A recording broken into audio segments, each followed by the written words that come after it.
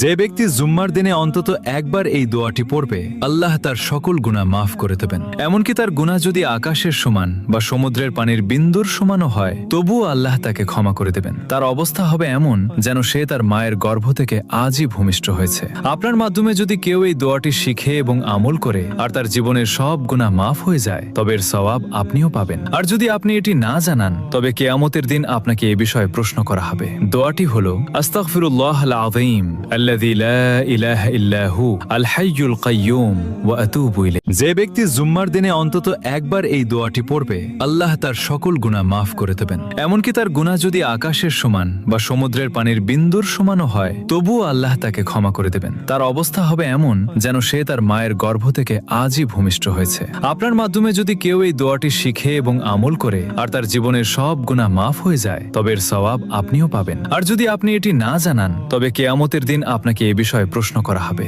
দোয়াটি হলো আস্তাগফিরুল্লাহাল আযীম আল্লাযী লা ইলাহা ইল্লা হু আল হাইয়ুল কাইয়্যুম ওয়া আতুবু ইলাইহি।